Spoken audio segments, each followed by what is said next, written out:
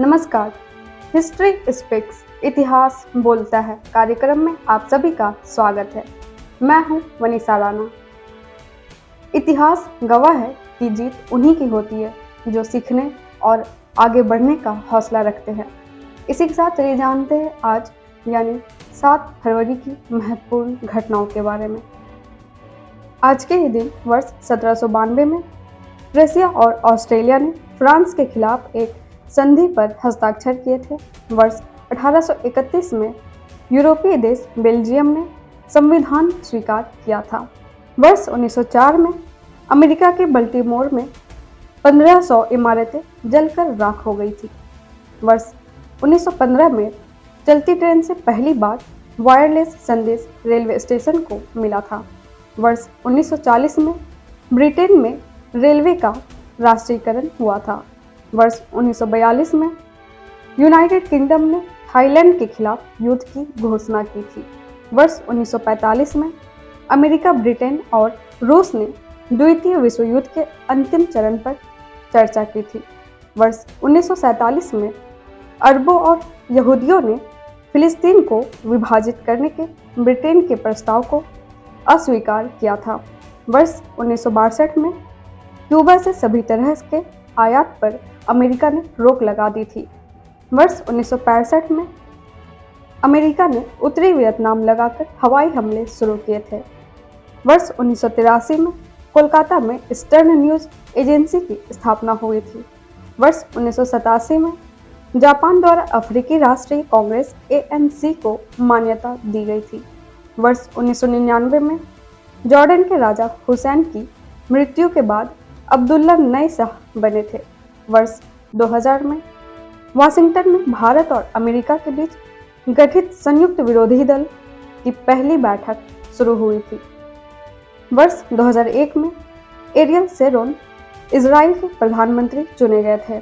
वर्ष 2003 में फ्रांस के प्रधानमंत्री जिया पियरे रैफरिन भारत यात्रा पर दिल्ली पहुंचे थे। वर्ष 2006 में नेपाल में स्थानीय निकायों के लिए वोटिंग हुई थी। वर्ष 2009 में महाराष्ट्र के राज्यपाल SG जमीर ने प्रतिभा पाटिल को डी लिट की उपाधि से सम्मानित किया था। वर्ष 2010 में दिल्ली के प्रगति मैदान में आयोजित 19वां अंतर्राष्ट्रीय पुस्तक मेला समाप्त हुआ था। वर्ष 2016 में उत्तर कोरिया ने संयुक्त राष्ट्र संधियों का उल्लंघन कर बाह्य अंतरिक्ष में सैटेलाइट लॉन्च किया था। इसी के साथ चले जानते हैं आज के दिन जन्मे उन प्रसिद्ध व्यक्तियों को। आज के ही दिन 7 फरवरी को वर्ष 1898 में डॉक्टर भीमराव अंबेडकर की पत्नी रमाबाई अंबेडकर का जन्म हुआ था। वर्ष 1908 में क्रांतिकारी और लेखक मनमथनाथ गुप्त का जन्म हुआ था। वर्ष 1980 में अभिनेत्री प्राची शाह का जन्म हुआ था। वर्ष 1987 में भारतीय अभिनेत्री अंकिता शर्मा का जन्म हुआ था।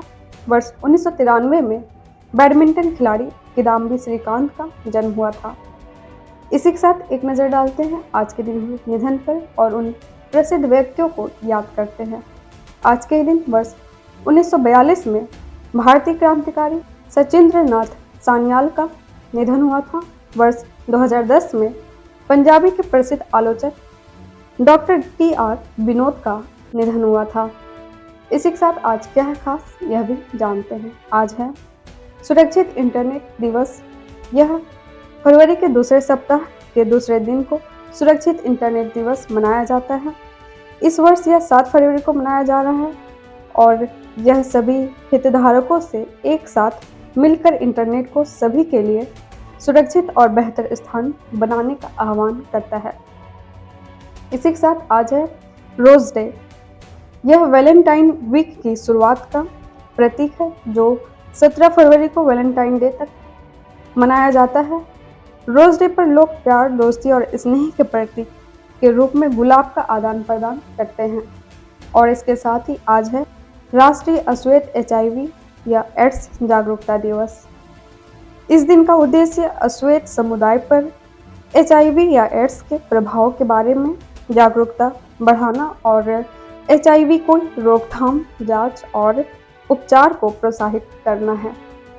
यह लोगों को जांच करवाने, उपचार प्राप्त करने और HIV एड्स या एड्स से पीड़ित लोगों की सहायता करने के महत्व के बारे में शिक्षित करने का अवसर है।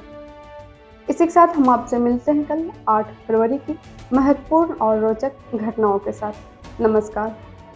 Books and Voice is an Indian online audiobook and podcast service operated under the company Agastya Voice and Infotainment Services Private Limited, Avis. Its main objective is to make available the information of Indian history and world culture in the audio form in the field of education and entertainment. Books and Voice is committed to teaching, entertainment and support especially to the handicapped, visually challenged. Its main mission is to make the texts written by great personalities of India and the world easy to access in audio form to the world community. To make aware of the world's civilization, culture and literature especially to the disabled, blind, persons and to promote digital revolution in the field of education.